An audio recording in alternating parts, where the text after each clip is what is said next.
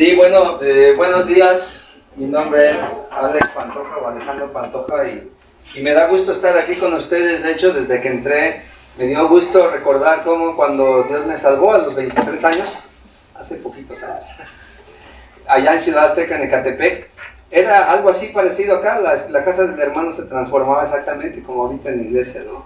Y era bonito porque hace rato también una hermana decía, bueno, ¿y si ya nunca vemos qué vamos a hacer? ¿Dos cultos?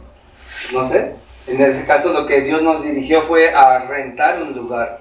Y fue lo que pasó, ¿verdad? Porque esta comunión, este tiempo que tienen aquí es bien importante para que podamos crecer. Yo recuerdo que muchos de estos himnos los estábamos cantando. Y me recuerda esa niñez en Cristo, ¿verdad? Llena de gozo en mi corazón.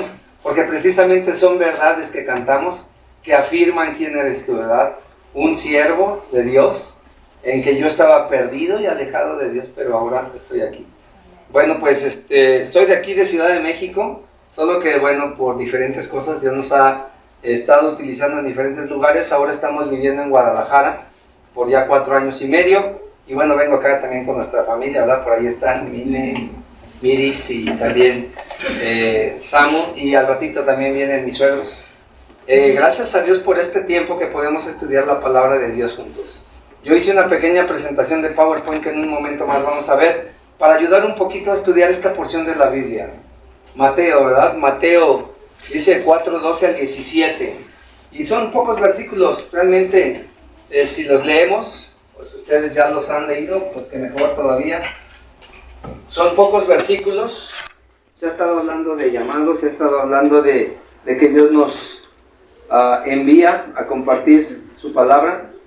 Y lo voy a leer y ahorita ya vamos sobre el PowerPoint para que podamos ver un poquito. En Mateo 4.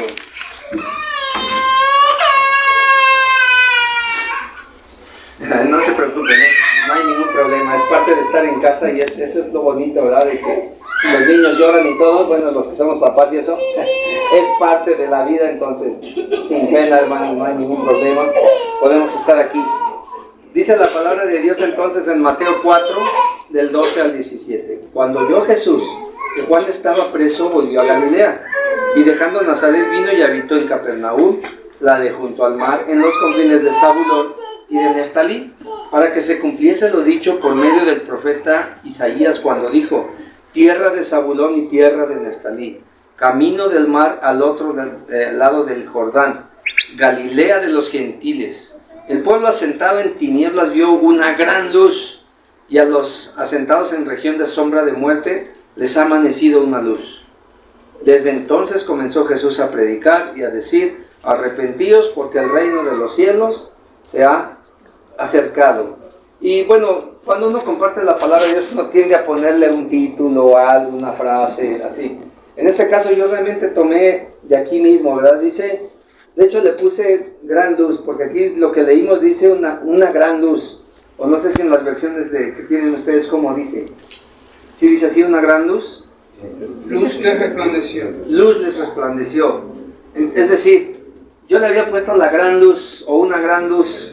Pero bueno, ¿qué diferencia hay entre decir una gran luz o la gran luz? Vio gran luz también. Vio gran luz. Y bueno, ya no traje, ¿verdad? Quería traer una lámpara que es potente, así como para que les lastimara los ojos. Porque a veces cuando lo vemos así, es más, yo creo que todos lo hemos visto, ¿no? Cuando estamos ante una lámpara, cómo penetra y hasta no te deja ver, o sea, sabes para dónde está, y aún si cierras tus ojos, pues puedes ver el halo, o así como que ves naranja, ¿verdad? Y dices, a esa gran luz. Aquí obviamente se refiere a esta gran luz a nuestro Señor Jesús. Esta porción de la Biblia en Mateo, el Evangelio enfocado a los judíos, está diciéndonos aquí acerca de cómo inició el ministerio de Jesús, y ahorita lo vamos a ver. Pero precisamente hace ratito que entonábamos esta de Jesús, tú me llamas por mi nombre, es algo bien específico y bien particular, y es uno de los himnos que a mí me gustan mucho, que recuerdo de cuando empecé en el Evangelio. Señor, tú me llamas por mi nombre. Sobre todo porque estamos en una sociedad, bueno, para empezar yo trabajé casi 9 años en la policía, en que yo no era Alex o Alejandro, Yo era el 710-423. Era un número, ¿verdad? Vas al Seguro Social y ¿cómo te llaman? ¿Verdad? O vas a algún lugar y sacas una ficha y eres el número 3, el número 4. O sea, como que son cosas tan sencillas, pero que a veces nos quitan, no sé si decir, o sea, lo correcto, nos quieren quitar nuestra identidad, ¿no? O quieren, así como que tú eres un número nada más, ¿verdad? En tu trabajo. O tú eres el empleado número tal. O tú eres la ficha número tal. Pero no, aquí dice el Señor, tú me llamas por mi nombre. Yo no conozco el nombre de cada uno de ustedes. Conozco el de algunos, pero Dios sí lo conoce.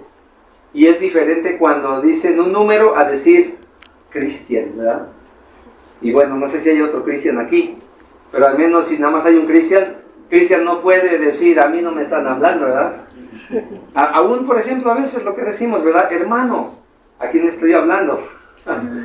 ¿Hermano o a hermano? Pero cuando digo Samuel, entonces, él sabe que me estoy dirigiendo a él. Así Dios es con nosotros. Esta porción de la Escritura, creo que Dios fue bien específico al decirnos que esa gran luz de la que vamos a ver ahorita aquí en Mateo 4:12. Si me ayuda a darle uno más, por favor. Lo que traté de hacer aquí, hay mucha información aquí, pero traté de hacerla breve para que nos ayude a enfocarnos en esto. Y algo que a mí me ayuda primeramente es empezar en la ubicación. Lo voy a hacer acá para no estorbarles. Me ayuda mucho ver la ubicación de los lugares. No sé si ustedes son iguales. Yo sé que a algunos nos ayuda. Y creo que a los hombres a veces se nos da más, ¿verdad? Si queremos ir a, no sé, por ejemplo, para llegar aquí, pues por Periférico, por Revolución, etcétera, o un lugar donde no vayas, te ayuda a que te ubique, ¿no? Un metro, un lugar. Ahí tenemos el mapa de Israel. El mapa de Israel donde Dios decidió meter a su pueblo. Y ahí vemos en rojo que está la región de Galilea, porque aquí mencionó precisamente que Jesús fue a Galilea. Dice, cuando Jesús oyó que Juan estaba preso, volvió a Galilea. Y a veces, como son nombres desconocidos o lugares desconocidos, como que cuando leemos la Biblia, pues se queda así nada más, pues Galilea, pues es allá en Israel y ya. Pero cuando empiezas a ver un poquito el mapa, Galilea, si se fijan, está... ¿Dónde está Judea? Está allá abajo, hacia el sur. Y hacia el norte está Galilea. La hermana nos quiere perder, ¿eh? Está bien, no se preocupe. Pero ya regresamos otra vez a Galilea. Ahí estaba Jesús. Ahí dice que Jesús regresó a Galilea. Y bueno, un poquito en verde se ve ahí donde dice de Nazaret. Y vamos a ver por qué de Nazaret. Porque sabemos que a Jesús se le llamó Nazareno. Entonces... esa es parte del mapa, si quieren pueden tenerlo en mente. De hecho yo a veces a algunas personas les decía, si les cuesta trabajo, si no tienen la opción del mapa, pues nomás recuerden su cuerpo, ¿verdad? El río Jordán, en la cabeza o en el norte está Galilea y hacia el sur está Judea, que es a donde Jesús iba, o bueno, no solo Jesús, pero todos los judíos iban una vez al año al templo para ofrecer sus sacrificios y luego tenían que regresar otra vez a Galilea. Entonces para Jesús era, digamos, en ese sentido físico algo conocido, ¿verdad? Es parte de eso. Entonces, bueno, tenemos en mente el mapa ahí, por favor, le podemos dar uno más. Y bueno, hay un mensaje directo aquí y quiero empezar con Isaías. ¿Por qué? Porque precisamente Jesús aquí está haciendo un cumplimiento del profeta Isaías. El profeta Isaías vivió 700 años antes de que Cristo naciera. Entonces, y Jesús, o aquí la Escritura está citando acerca de Isaías, bueno, nada más dice del profeta, ¿verdad? Dice en el 14, para que se cumpliese lo dicho por medio del profeta Isaías cuando dijo, y dice esto que ahorita vamos a ver. Pero el profeta Isaías, ¿por qué lo menciono y por qué lo pongo así? Porque este es el mensaje, si lo queremos ver como nos decía hace ratito Paco, ¿verdad? Duro para su pueblo. ¿Sí lo alcanzan a ver todos hasta allá atrás?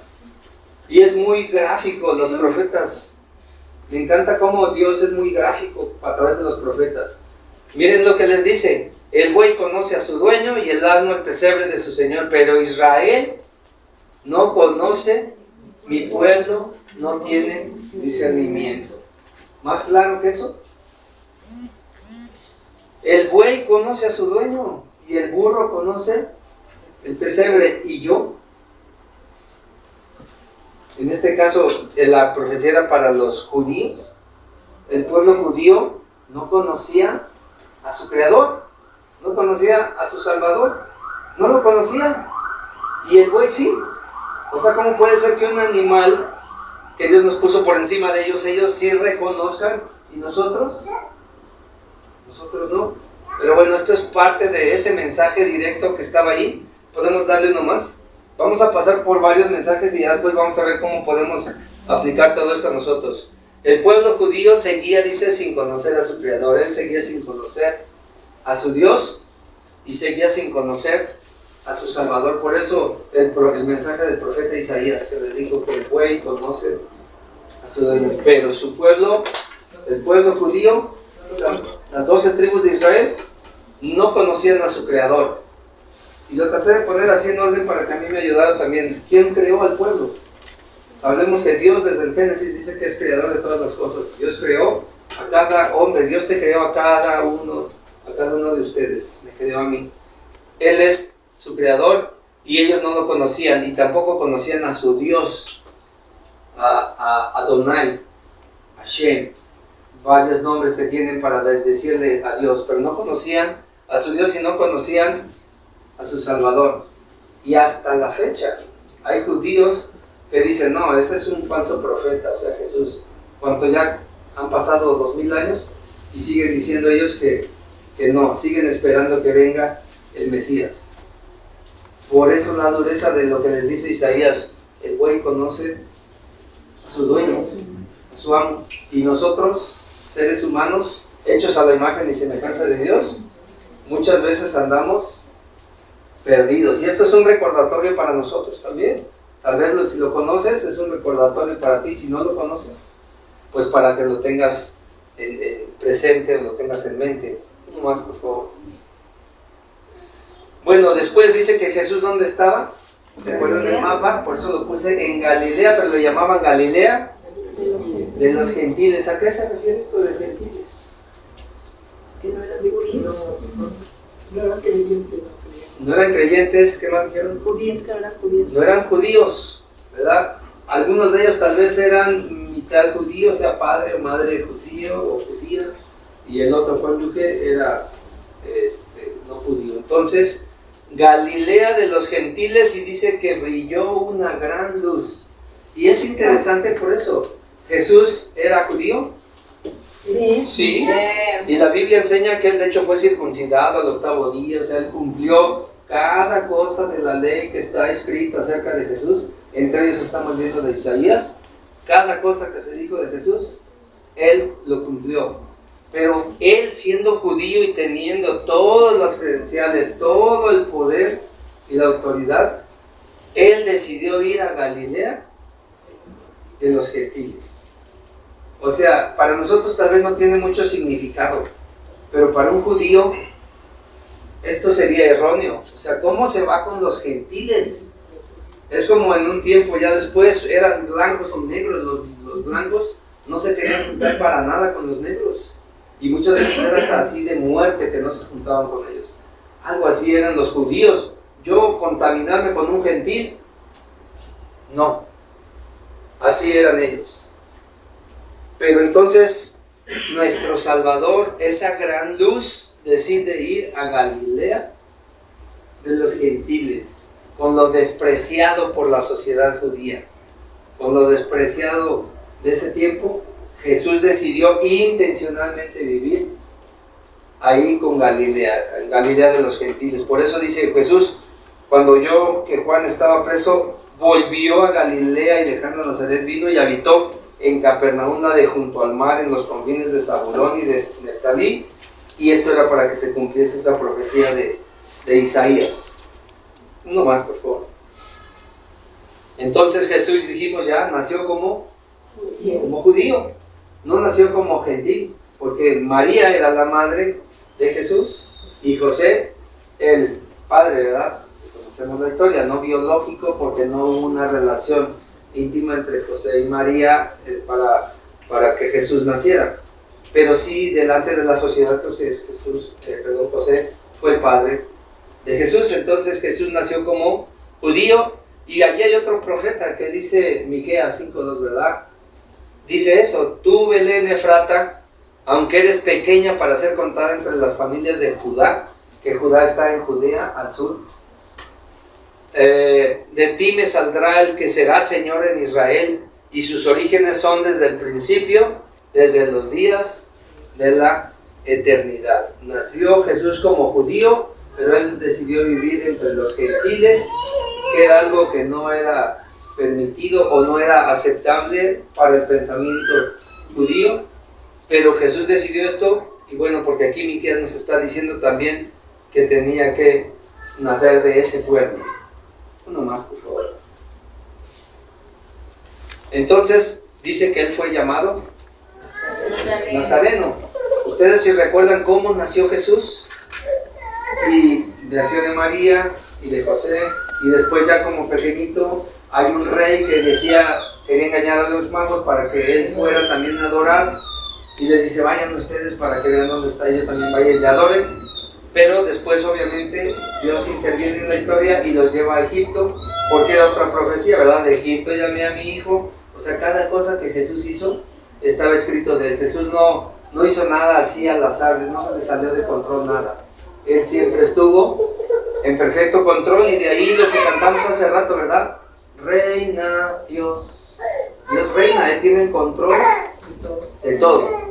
Entonces dice que en Mateo 2:23 dice ahí, lo pueden ver si tienen su Biblia aquí, dice que Jesús se fue a morar en la ciudad que se llama Nazaret para que se cumpliese lo dicho por medio de los profetas, que habría de ser llamado Nazareno. Cuando el ángel le anuncia que ya había muerto Herodes y que buscaba matar a los niños de 2 años para abajo, le dice, bueno, ya puedes regresar, y el lugar donde tenía que regresar era hacia Judá, pero él no decidió ir a Judá por miedo a que todavía estaba el hermano de Herodes, José. Jesús era un bebé, pero decidió ir hacia el norte para que fuera a Galilea. Dentro de Galilea, ¿se acuerdan en el mapa que estaba algo rojo y abajo lo verdecito? Era Nazaret, que pertenecía a esa región. Ahí estaba Nazaret, porque él tenía que ser llamado Nazareno, no porque estuviera, bueno, hay en el Antiguo Testamento algo de nazareates, es otro tema, pero esto era para cumplir esto, que él tenía que ser llamado Nazareno. Entonces, bueno, judío y además nazareno, y decide vivir entre los gentiles, y dice en Isaías esto también: saldrá una vara del tronco de Isaí, y un retoño brotará de sus raíces. ¿Se acuerdan quién es Isaí? El papá de David. El papá de David, ¿verdad? Y Dios le hizo una promesa a David 1000 años antes de que Jesús naciera. Le dijo algo. Por cuanto David tenía un corazón conforme al corazón de Dios, le dijo, hizo un pacto con él y le dijo que nunca iba a faltar un descendiente en su trono. Y Dios estaba cumpliendo lo que dijo. Y entonces dice que de su vara, del tronco de Isaí, iba a salir un retoño. Y luego dice abajo, en 1 Samuel 17:1, y David era hijo de aquel hombre efrateo de Belén de Judá, que se llamaba Isaí. Entonces Jesús, como judío, y fue llamado Nazareno, y que decidió vivir en Galilea, él estaba también cumpliendo esto de que de David, lo que Dios le prometió, se iba a cumplir, o se estaba cumpliendo en la persona de Jesús. Uno más, por favor. Entonces dice que aquella gran luz era descendiente del rey David, y dice que brilló en aquella tierra de oscuridad, que aquella tierra de oscuridad era Galilea de los gentiles. ¿A qué voy con todo esto? Tratando de hacer un resumen nada más de todo esto. Y hace rato me llamaba la atención en las alabanzas y todo. Paco nos animaba a que vayamos y compartamos la palabra de Dios. Y es bueno, y es un mandato que Dios nos da. Yo no conozco a cada uno de ustedes y no sé en qué parte de su vida en Cristo estén. Pero no puedes tú ir y hacer discípulos si tú no eres un discípulo primero. Eso es lo primero. Hazme un siervo, cantamos, para tu gloria. Yo necesito ser un siervo. Y esto tiene que ver con un evento en nuestras vidas, el nacer de nuevo. El poner mi fe en Jesucristo como mi único y suficiente Salvador. que es como decidieron ponerle así a esta iglesia, ¿verdad? Iglesia Bíblica Jesucristo, mi Señor y Salvador, ¿verdad? Aunque a mí me gusta poner las S a la inversa, ¿verdad? Mi Salvador y mi Señor. No porque Él no sea Señor, pero si mi vida no está rendida a Él, no va a ser mi Señor. Yo antes de los 23 años, Él no era mi Señor, ni siquiera era mi Salvador. Primero Él tuvo que venir y salvarme, ser mi Salvador, y entonces sí, Él es mi Salvador, Jesucristo es mi Salvador, y después cuando voy empezando y ya nazco de nuevo, le digo, sí Señor, soy pecador, sálvame por favor. Entonces Él empieza, primeramente ya soy un bebé en Cristo, empiezo a crecer, ¿verdad? Al estar leyendo su palabra, al estar empezando a orar, al estar preguntando a hermanos como Paco, ¿verdad? Que estaban aquí, que yo me decían, hermanos, hablan la Biblia en Efesios, y yo, pues, Efesios, o sea, ni manejaba la Biblia, o sea, porque pues yo nunca había tenido una Biblia en mis manos. Entonces empiezas a conocer lo que dice este libro, porque este libro te refiere precisamente a ese Señor, a ese Salvador, y empiezas a saber que dice cosas duras, como Paco hace ratito decían, que a mí me vino la palabra a la mente, justo, porque lo que para mí es duro, pues sí, es duro para Elí, por ejemplo, para el sacerdote, pero Dios estaba haciendo algo injusto. No, es algo que Elí como sacerdote dejó de hacer, entonces estaba recibiendo las consecuencias de su negligencia. Entonces sí era duro, pero era porque Dios es justo. Y así como Dios es justo, por eso Él tuvo también que enviar a su Hijo a morir por mí. Y como Él pagó, entonces Él se volvió en mi Salvador cuando yo le dije, sálvame. Y entonces al empezar a caminar, Él llegó a ser ahora mi Salvador. Y aquí estamos viendo entonces que todo esto que vemos aquí, que hemos visto así rápido, que bueno, aquí se queda en la compu después, si lo quieren pueden verlo con calma. Pero esa gran luz de la que habla aquí, dice que aquella tierra, dice para que se cumpliera, en el 14, para que se cumpliese lo dicho por medio del profeta Isaías cuando dijo, tierra de Zabulón y tierra de Neftalí. Estas son dos tribus de Israel que precisamente están allá en Galilea de los gentiles, camino del mar al otro lado del Jordán, que fue donde se bautizó Jesús. Galilea de los gentiles. El pueblo asentado en tinieblas vio una gran luz, y a los asentados en región de sombra de muerte les ha amanecido o les ha resplandecido una gran luz. De esta gran luz brilló una gran luz en aquella tierra.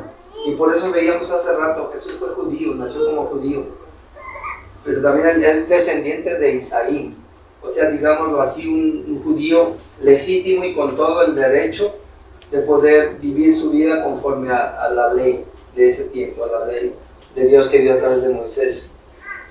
Pero él, con todo y esto, y uno de los derechos era que no, o las obligaciones eran no juntarse con los judíos, con los gentiles, perdón. Y sin embargo él hace aquí lo contrario, va a vivir con los gentiles allá en el norte, con los que no eran judíos o eran medio judíos. Él decide ir allá, y a esto le dice aquí la escritura que vio una gran luz, o resplandeció una gran luz entre los gentiles. ¿Y cómo estaba ese pueblo ahí según el versículo 26? Perdón, 16. Dice ahí que estaba en tinieblas, en oscuridad, en sombra de muerte. Y esto fue cuando yo lo leía, que yo ya no pude conseguirlo, ¿verdad? Porque bueno, vengo de Guadalajara, pero me hubiera gustado tener una red o algo así y arrojarlo así a ustedes para que se quedaran atrapados. Porque así me la imaginé yo, y dice aquí, arrojó sombra de muerte. Arrojó sombra de muerte, o sea, arrojándola y quedamos atrapados todos. Dice que así estaban ellos como gentiles. Obviamente estamos hablando aquí de cuestiones espirituales. ¿Por qué lo digo? Porque finalmente muchos gentiles, si hablamos a nivel sociedad, vivían bien, muchos de ellos. No dudo que había gente también necesitada, pero muchos de ellos vivían bien económicamente. Por ejemplo, Mateo, que también fue, bueno, que escribió el Evangelio, era un recaudador de impuestos, pero era considerado gentil porque trabajaba para el gobierno romano. Y él, aunque era judío, era también rechazado por su propio pueblo, y él vivía bien, tenía dinero. Hay otro chaparrito también, que hasta hay una canción de ellos, ¿se acuerdan? ¿Sí? A ver, canten a ver si se la saben, ¿verdad? Saqueo, el nombrecito así que vivía en Jericó, ¿verdad? Nos la cantan así, ¿verdad? Para que podamos ver que este hombre también era judío, pero igual era rechazado por su pueblo igualmente, pero vivía bien. Entonces, en este lugar, en Galilea de los Gentiles, había gente que vivía bien, económicamente hablando, digámoslo así, materialmente hablando, aunque también había gente que no tenía recursos, pero finalmente dice aquí que estaban en tinieblas, o la muerte había arrojado su sombra sobre ellos. Estaban muertos espiritualmente, estaban como tú y como yo cuando no conocíamos a Jesús como nuestro Salvador. Estábamos apartados y viviendo nuestra vida alejados de Dios. Esto es lo que Jesús vino a hacer aquí, y esto es parte del inicio del ministerio de Jesús, porque narra que precisamente esto se dio inmediatamente después de, como dice en el capítulo 4 al principio, la tentación de Jesús. O sea, Jesús fue tentado, fue bautizado, y dice que después pasó esta situación. Fue y a cumplir esta profecía de Isaías en la tierra de los gentiles, de Galilea de los gentiles allá al norte, pero dice que ese pueblo en tinieblas vio una gran luz. Aquí somos bien poquitos ahorita, es una iglesia muy pequeñita, pero puede ser una iglesia más grande, y no estoy hablando de que si no crece no está bien, no, pero ¿qué es lo que Dios espera de cada uno de nosotros? Ya lo estuvimos escuchando. O sea, si verdaderamente eres un discípulo, esta luz que está en ti y tiene que brillar en todas las personas. Y la verdad es que se nos olvida. Y miren, por ejemplo, hace 8 días estuve con unas personas, le decía Paco, discipulando unas personas allá en Guadalajara, y de verdad que ellos están compartiendo la palabra. Ella es médico, él es chef, y vamos ahí en un pequeño local que tienen como restaurante, y allí leemos la Biblia, y ellos están invitando a otros. Bueno, el martes pasado estábamos sentados ahí con me dice, este amigo es ateo, me dijo, y estuvo ahí, él no dijo nada, pero estuvo ahí escuchando. Entonces ya es un paso. No lo forzamos a decir, ¿tú qué piensas, verdad? Porque de hecho todo el tiempo estuvo en sus celulares ahí. Pero dije, bueno, ya estaba él escuchando, y para empezar, no lo escuchó de mí porque es un grupo de 6, pero también él lo ha escuchado del que lo invitó, de Fernando, el chef, que está empezando en el Evangelio. Entonces, y ahí por la amistad, entonces de esa manera vamos acercando y vamos compartiendo la palabra de Dios. Es parte de lo que estamos haciendo, pero es interesante también, y esto sí es para nosotros como líderes algo interesante también, porque antes también habían ellos invitados a otra pareja que va a una iglesia, y ellos nos dijeron, fíjate, Fernando y Carla, que tienen poco en el Evangelio, los invitaron a esta otra pareja que ya son cristianos de hace tiempo, y estamos viendo en el libro de los Hechos que hay que compartir el Evangelio. Ellos mismos de su boca dijeron, hemos dejado de hacer esto.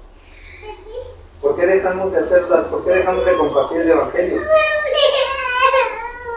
Como líderes muchas veces nos ocupamos en tantas cosas que perdemos lo esencial, y hay que recordar y regresar a las bases y compartir el Evangelio, la esencia de nosotros como creyentes, porque eso es lo que vino a hacer Jesús, a brillar en las tinieblas, a brillar en la oscuridad. Eso es lo que vino a hacer. Entonces eso es lo que me toca hacer a mí. Y la verdad es que se nos olvida mucho, pero ayer, por ejemplo, me fui a apoyar los zapatos, y ahí tuve 2 minutos, 3 minutos oportunidad de compartirle el Evangelio a esta persona. Si bien no le dije, oye, ¿quieres hacer una profesión de fe? Pero sí estuve compartiendo con ella el Evangelio para poner en la mente de ellos que hay un Dios que los ama, un Dios que está interesado en ellos, que les llama por su nombre. Entonces, Cada uno de ustedes, por ejemplo, hablaban de metodologías, pero a mí me encanta mucho que más allá de la metodología, Dios decidió escogerte a ti por eso, por tu nombre. Porque así como tú eres, así tal y como eres, Dios quiere utilizarte.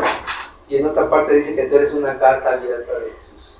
O sea, así como te ven, así como eres, y no está mal que vean mis defectos porque los tengo, con esos defectos aún les puedo decir, es cierto, yo soy así y necesito cambiar.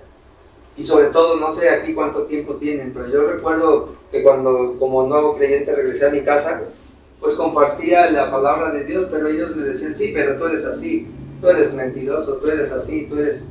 La familia nos conoce. Y al principio no sabía qué decir, me quedaba callado. Pero ya después viendo, por ejemplo, en el Evangelio, en el libro de Hechos, capítulo 9, cuando Pablo comparte su testimonio, pues Dios me enseñó a través de eso y decir, sí, cierto, tienes razón. Yo era así, así, así, así. O soy así, así, así. Pero Dios está cambiando eso en mi vida. Y Él quiere transformarme y Dios lo está haciendo. Y lo ha hecho. Entonces Dios te quiere utilizar a ti, así, tal y como eres. No sé cuál sea tal vez tu Galilea de los gentiles aquí, o dónde los vaya a llevar Dios, pero ahí está. Y miren, esto que en estos versículos hasta el 16 es lo que termina diciendo, que aquel pueblo que estaba en tinieblas vio una gran luz. Y entonces, en el 17, que es el último versículo de esta parte, dice, desde entonces comenzó Jesús a predicar y a decir, arrepentíos porque el reino de los cielos se ha acercado. Y medítalo unos segundos otra vez, mira, escúchalo. Dice ahí, desde entonces comenzó Jesús a predicar y comenzó a decir, arrepentíos o arrepiéntanse, porque el reino de los cielos se ha acercado. ¿Quién estaba predicando desde entonces? Jesús. Y yo me pregunté esto mismo, ¿Jesús sigue predicando el día de hoy? Sí. O sea, físicamente no. Pero ven a Vicky o a mi hermana, ¿cómo se llama? A Maru, aquí ven a Paco, ven a Cristian, ven a Norma. Jesús sigue siendo predicado, sigue predicando. Sí, si queremos hablar de métodos, lo está haciendo. Jesús sigue predicando desde aquel entonces. Dice, desde entonces comenzó Jesús a predicar y a decir. Pero ahora, ¿cómo está predicando o diciendo Jesús? A través de Alex, a través de ti. Entonces, ¿qué es nuestro trabajo? Y compartir, pero ser fieles a lo que está diciendo aquí. Porque si no, también yo puedo abusar de este libro y puedo decir cosas que no dice, ¿verdad? Y puedo entonces caer en desviar lo que está diciendo aquí. Entonces ya no es Jesús el que está predicando. Y en aquellos tiempos también hubo gente, después de que Jesús resucitó y ascendió al cielo, hubo gente. Y Apolos es uno de ellos que menciona que tenía gran poder y elocuencia para hablar. Pero él predicaba solamente, dice, el arrepentimiento de Juan. Y tuvo que venir un par de siervos, ¿verdad? Matrimonio, Priscila y Aquila, y decirle, vente, vamos a estudiarte y te vamos a explicar de qué se trata. Y dice que le explicaron bien ahora sí lo que era el Evangelio. Y a mí me gusta, a los niños donde yo enseñaba les decía con señas qué era el Evangelio. Porque ¿qué es el Evangelio para nosotros?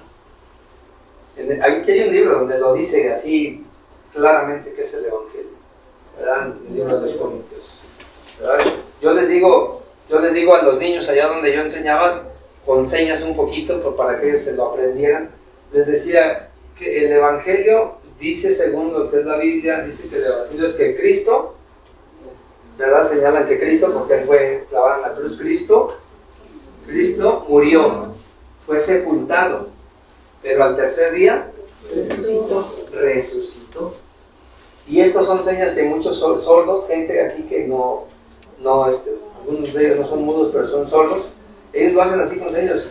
Jesús murió y fue sepultado, pero al tercer día él, conforme a las Escrituras, resucitó. Ese es el Evangelio. Ese es el Evangelio. Desde entonces Jesús empezó a predicar y les decía, el reino de Dios se ha acercado. Y en ese tiempo obviamente el reino de Dios era que Él estaba ahí. Nació como judío nazareno y decidió irse a vivir a Galilea de los gentiles, donde aquí había una gran oscuridad, y en aquella gran oscuridad es donde esa luz. Tú eres parte seguramente de un grupo de escuela, o de vecinos, o de trabajo, o donde te mueves. Ahí lo que Dios te pide es que tú seas luz, que brilles, porque seguramente hay oscuridad. Seguramente compañeros de trabajo, familia, vecinos, están completamente en la oscuridad, y uno ve sus vidas y dices, ¿por qué no se dan cuenta que están destruyendo sus vidas, sus matrimonios? O sea, vemos una sociedad completamente destruida, que es a lo que se refiere, una ciudad sumida. Acuérdense la sombra de muerte que arroja su sombra y los atrapa. Así tienen a muchos de ellos. Así estaba yo antes de que Cristo viniera a mi vida. Me tenía atrapado hasta que Cristo vino y me liberó. Hasta que me libró fue cuando pasó esto. Entonces dice aquí que desde aquel día Jesús comenzó a predicar y a decir. El día de hoy también Cristo quiere seguir predicando y diciendo, pero es a través de ti y de mí. ¿Sí me explico? Por eso para mí esto fue así como que lo leemos y pensamos, bueno, pues sí, o sea, Jesús lo hizo. Jesús lo hizo, predicó y empezó a decir, pero Jesús dice que ahora es tu oportunidad también de brillar, porque Él sigue haciéndolo. Él sigue haciéndolo, pero ahora lo quiere hacer a través de ti. Y por eso, bueno, son unas preguntas al final creo que hay para pensar y reflexionar en esto. Sí, por favor. Puse yo ahí cómo ha afectado tu eternidad. Es decir, yo puse mi fe en Jesús.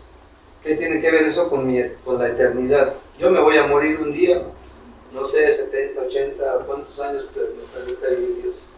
Pero ¿cómo ha afectado el que yo haya puesto mi fe en Jesús? De que Jesús predicó y dijo, en este caso fue a través de Fabián Meraz Orozco, que fue la persona que me compartió.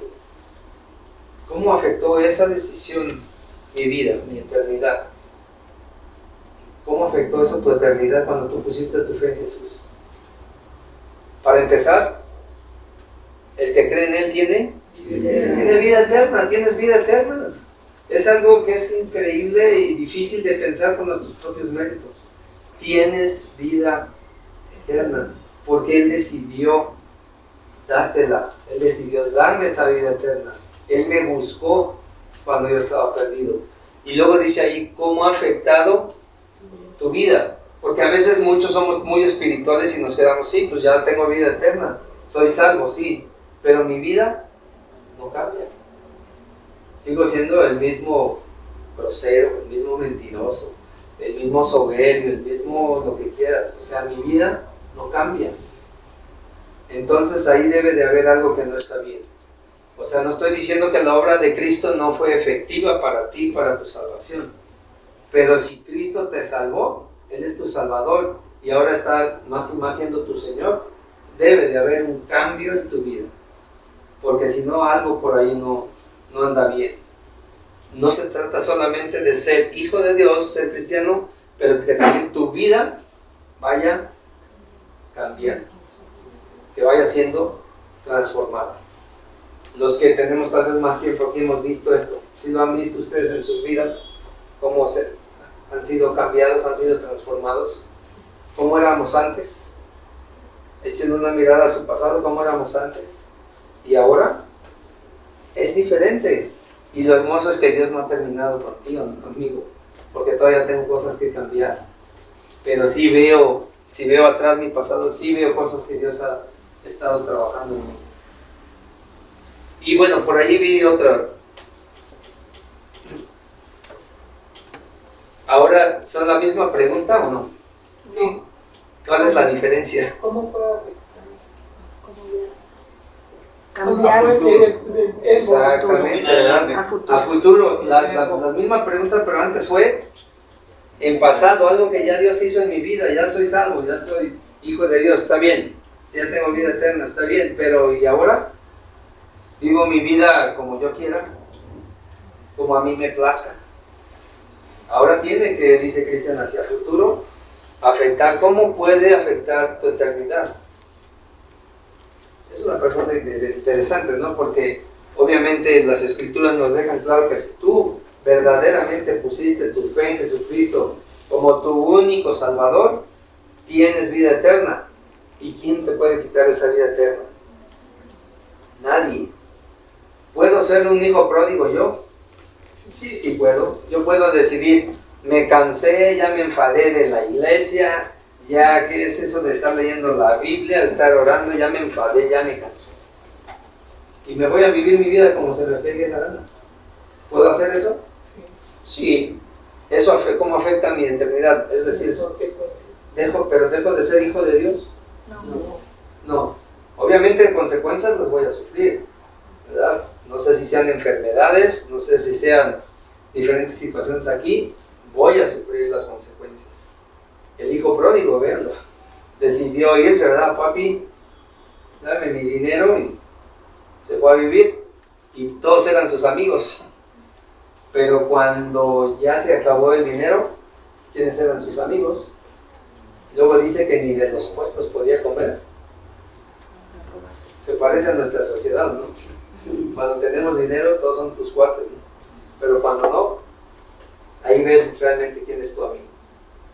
Y no es solamente por lo económico, que te den un taco, sino alguien que de verdad a veces hasta te va a dar un jalón de orejas para decirte, ya sal de esa vida de miseria que tienes. Y lo digo por mí, porque así vivía yo, ya era hijo de Dios, pero decidí vivir lejos de Dios, hasta que tuvo que venir Dios utilizar a uno de sus hijos y decir, ya sal de allí y ya deja de estar haciendo las cosas como un necio. Eres hijo de Dios, pues compórtate como hijo de Dios. Y pues la verdad es que cuando le dicen a uno eso, está uno cabizbajo. Uno puede decidir vivir así, pero ¿cómo puede afectar tu eternidad? No te afecta en el sentido de que tienes vida eterna. Eso porque no depende de ti, es la obra de Dios. Él decidió hacerla a través de Jesús, ¿verdad? Cristo murió y al tercer día resucitó. Eso es una obra de Él en tu vida, en mi vida, se ha puesto en su mente. Pero la segunda, sí, ¿cómo puede afectar tu vida? En el presente, ¿cómo puede afectar esto tu vida? ¿Puedes tú caminar con Dios en obediencia y decir, quiero esforzarme, quiero ser un mejor padre para mis hijos, quiero ser un mejor hermano en la congregación, quiero ser una mejor mamá o madre, quiero ser una buena ciudadana o un buen ciudadano, quiero que se vea en mí tu vida, que cuando yo trabaje la gente realmente vea que hay algo diferente en mí. Y no por mí, porque cuando empieza a pasar eso, esos cambios precisamente afectan. Y te empiezan a decir, bueno, ¿por qué antes eras así, Samuel? Y ahora, ¿qué bicho te picó? A ver, ¿qué hiciste? Y les podemos decir, no es un bicho, se llama Jesús. Y también te puede afectar tu vida también. Y de esa manera puede brillar tu vida en la dificultad. Jesús dice que desde ese día, Él comenzó a predicar y enseñar, y Él quiere seguir predicando y enseñando o diciendo a través de tu vida y a través de mi vida. Y además, para terminar, es eso, ¿no? Esa es la última. Está bien, es para que cada quien escriba ahí. Pero es esto, es un pasaje que a mí, aunque ya lo había leído, me dejó mucho esto. Primero, los primeros versículos hablan dentro del ministerio de Jesús. Al inicio del ministerio de Jesús hablan de quién era Él. Porque esto además estaba sustentado con el Antiguo Testamento. No lo estaba diciendo, no, Jesús se lo sacó de la manga. Jesús dice aquí, y esto era para que se cumpliera lo que dijo el profeta Isaías. Tenía que nacer como judío, tenía que ser llamado nazareno, tenía que vivir en Galilea de los gentiles, porque a partir de ahí sería una luz que brillaría para aquel lugar en tinieblas. Y es interesante porque al final del libro de Mateo, que ya después ustedes lo verán, no solo esa luz iba a afectar a aquel país tan chiquitito que si lo viéramos en el mapa todo, a veces ni lo alcanzamos a ver porque es un país así chiquitito. Pero de ese país Dios decidió de ahí empezar su salvación, su obra, y de ahí recorrerla a todas las naciones. Dios te puede guiar ahí. Sí, yo soy un ejemplo de eso. O sea, no tienes a veces ni idea hasta dónde te puede llevar Dios. Ese no es el tema ahorita, pero nada más para decirles eso. Yo pensaba no ni siquiera salir de aquí, de la Ciudad de México, y ahora Dios me ha llevado por otros lados. Tanto es así que mi suegra me sigue por allá. Dios nos permitió participar en su obra en diferentes lugares. Lugares que ni siquiera te puedes imaginar ahorita Dios te puede llevar, por diferentes razones. Aquí tenemos a nuestros hermanos, ¿verdad?, de Chile, de Sudamérica. Y miren, pues, gracias a Dios, gozosos, sirviendo, siendo parte de la comunidad. Del club. Yo no sé qué Dios va a hacer con tu vida. No sé si el día de mañana por trabajo, por cualquier situación, te mueva a Dios a otro lado donde tú ni siquiera esperabas. Pero lo que sí sabes ahora, y Dios espera de ti, es que así como Él empezó a predicar y enseñar, y fue una luz que brilló allá, Dios quiere que tú también, donde quiera que estés brillando. Dios, o Jesús, perdón, empezó a brillar desde aquel entonces, y es lo que empezó a hacer. Siendo Él un judío, fue esa luz, y después Él empezó a compartir el reino de Dios. Dice aquí, el reino de Dios se ha acercado a ustedes. Entonces, que Dios les ayude. Esta pequeña iglesia el día de mañana podamos ver a más gente, más familiares, más amigos o vecinos, o la gente que Él quiera traer aquí, utilizándote a ti así como eres y a mí, ahí donde estamos. Sin duda Dios quiere hacerlo. ¿Les parece si oramos? Señor, muchas gracias porque tú eres bueno sobremanera. Esta es tu obra. No fue invención humana o de ninguna religión. No fue de invención de ningún hombre, sino sencillamente tú decidiste mirar a cada uno de los que te conocemos el día de hoy. Poner tu mirada en nosotros. Así como somos, Señor, tan limitados. Tú querías manifestar tu poder y tú quieres seguirlo manifestando. Tú quieres, Señor Jesús, seguir predicando ahora con mi voz, con mi boca, con mi vida. Ayúdame a vivirla para ti, para que entonces sí sea así con poder, como dices. Y no es el poder mío, sino es tu poder transformador en mi vida, cambiando mis hábitos, mi mentalidad, cambiando mi pecado por tu santidad. Ayúdame y dirígeme, y de la misma manera dirige a cada uno de los de esta congregación para que te sirvan a ti, para que esa luz, como brilló en Galilea de los gentiles, brille también aquí en la Ciudad de México, Dios, y hasta donde tú la quieras.